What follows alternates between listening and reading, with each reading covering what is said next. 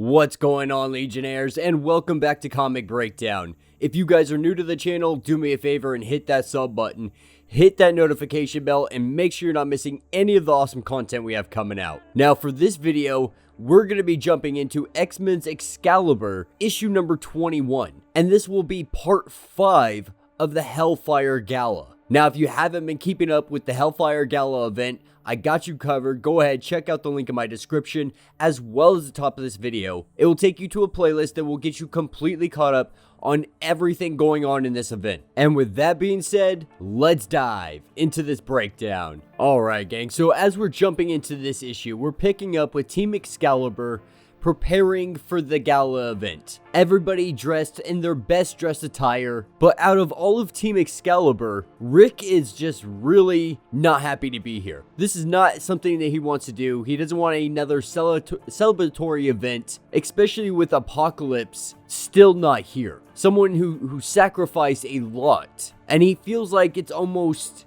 an insult to be celebrating without his presence. But with them being ready to head out, they all head to the gala. Arriving around 9:30, they're showing up fashionably late, but definitely making an entrance, because as Captain Britain makes her entrance, everybody stares at her, everybody acknowledges her, because she is absolutely killing it. And while they're making their entrance, this is when Richter is grabbed by somebody. Grabbed by none other than Shatterstar. Now this completely throws Richter off. He wasn't expecting this, and he's already been in a bad mood up to this point. And so while this may have seemed like a nice gesture, he completely blows Star off. And so for Richter, this event has already started going poorly. He didn't want to be here in the first place, and it's already off to a bad start. But picking up about an hour later into the event, the new X-Men team has been announced, Rogue being on that team. And so right now everybody is celebrating. Gambit,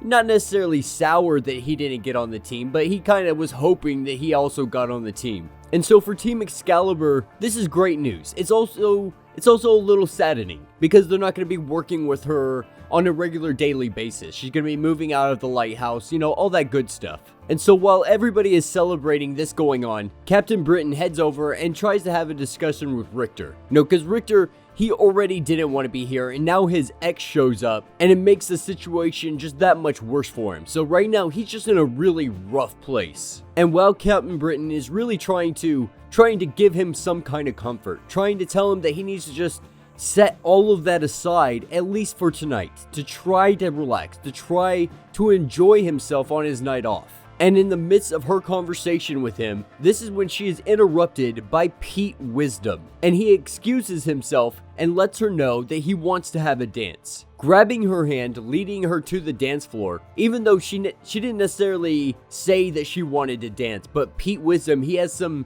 important information that she's going to want to know. Now Pete, he tells her that it's really awesome to see her again, and he's glad that she is back. But there have been a lot of things transpiring in Britain that she desperately needs to know about. And he tells her to read his mind, that from this point forward they need to have communications on the telepathic level. And he lets Captain Britain know that Rogue's little trick to throw the coven off of Captain Britain's trace while she was missing, it worked, at least temporarily. They were happy to cast Captain Britain as a pretender, one who took the title and took off, leaving all of Britain undefended. And they made sure to let everybody know that she is not English, but she is Krakoan. And that's when Captain Britain vanished. And so as it stands, trust in Captain Britain, it's at an all-time low. And he reminds her to keep talking telepathically, because tonight they are here. They were invited, and they insisted that Pete Wisdom came along with them. And they got invited because all of their fear-mongering while Captain Britain was gone, it got him the title of Protector of the Realm. And Ruben had become the British ambassador. Now this is very worrisome, because with this man now being the ambassador for the UN, the UK's treaty with Krakoa now stands to be at risk. And that's what will take us to 11 p.m. with Captain Britain barging into a room, interrupting a meeting about to begin. A meeting between the ambassador and Charles Xavier. Now, right now, Betsy, she is livid. And with her come storming in this room, she's calling the ambassador a coward. And he tries to play the card that Betsy abandoned them, and that they have no other choice to do what they did. But really, this is just how they wanted it to play out. They wanted to remove any kind of mutant as the protector of Britain. And so the ambassador goes on to tell Charles Xavier that they want to have a dissolution of the agreement between Krakoa and the United Kingdom. And he continues to let him know that all the paperwork will be faxed over to him in the morning. But as it stands, starting immediately, Britain rejects Krakoa's deal and says that the citizens are welcome on their land as foreign nationals, but the gates are no longer welcome. And he also goes on to tell them that they are no longer interested in extradition, that if any witch breed are to do any crimes on their soil, they will be tried in their courts, because he claims that they can punish them with their own magic. And this confuses Captain Britain, because as far as she knows, that they've been cut off. They've been cut off from Morgan Le Fay. Now the ambassador, he goes on to tell her that the land you have is not yours, that their true king is Arthur. He is the true defender and protector. But he goes on to tell her that the lighthouse, perhaps on their land, they're gonna now try to get back, because they're not gonna stand for her having control of it any longer. And as the ambassador turns and walks away, leaving this place, at the door listening in is Richter. And he is freaking livid, because, you know, they're taunting them with land at this point. And Richter, he's just like, do you know who I am? Like, are you kidding me right now? But Pete Wisdom, he holds him back. Tells him that this is neither the time nor the place to be able to handle this. And as Pete Wisdom heads off with the ambassador, he tells Rick that he wants to get a drink with him later on. And at this point, Rick, he's just done. There is absolutely no reason that he wants to be at this gala event anymore, and he takes off. Which will take us to a little bit later on in the evening with Captain Avalon. And he's sitting here having a discussion with his wife, thinking about maybe drinking this evening, but she turns down the drink and says instead she's actually hungry. And while they're having their conversation, out of nowhere, this is where we see Nightcrawler poof in.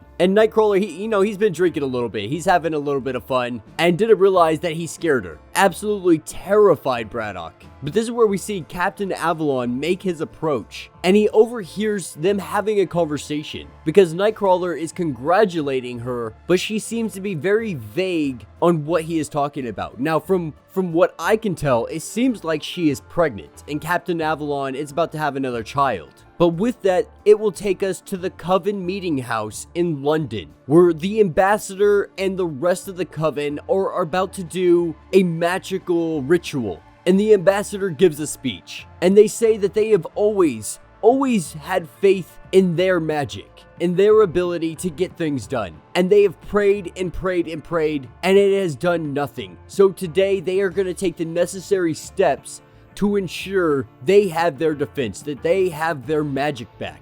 Tonight they will break Morgan's chains, and they will free her. And they have to do this by spilling mutant blood. And that's when they grab Pete Wisdom. All of the disciples grabbing a hold of him and dragging him over to the altar. Now Pete, he is doing his best to try to fight them off, but they are just not having it. And there's too many of them. And ripping his shirt open, he curses them as they take a dagger and they plunge it into his chest. And with the death of this mutant, they hail to Morgan Le Fay, the Witch Queen of Avalon, cursed woman of Camelot. They release her from her prison. They break all of her chains. Now back on Krakoa, we have Richter kind of just walking along the shoreline. And as he's walking along the shoreline, he calls to the Guardians. He hails the druids of this land. And he lets them know that he is ready. That he's calling them in because he's never asked of anything of them before. But tonight, he feels like they need to take something away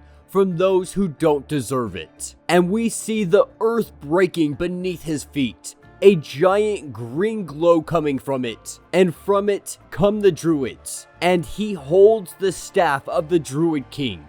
And so with him and all of the druids by his side, they smash and crack the earth. And as Richter is down there destroying the earth, creating something new, this is where we see Morgan making her way into one of the gates. making her way into the gate that leads to the lighthouse. And we see her kill the guards that are standing by and enter through the portal. As she enters through the portal, there is a giant green glow coming from the top of the lighthouse. Richter at the bottom now created a new coastline, created a new island. And as Richter looks up to the lighthouse and sees this bright green glow, something else grabs his attention. That's something being Shatterstar. And he doesn't necessarily apologize to Rick, but he brings some beers and he's like, hey, let's have a drink. Let's sit down and let me offer you a drink. Something I should have done back there. Now, Richter, kind of warming up to him a little bit, tells him that he wants to show him the new beach that he just created.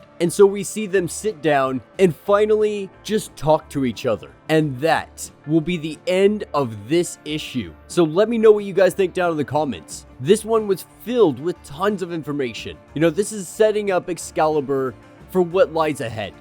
And with the ambassador breaking the treaty with Krakoa, this is going to have huge ramifications. And it puts Betsy in such an awkward position, at least as it stands currently. But yeah, let me know what you guys think about this issue. If you have not yet, do me a favor, hit that sub button, hit that notification bell, make sure you're not missing any of the awesome content we have coming out. And until the next breakdown.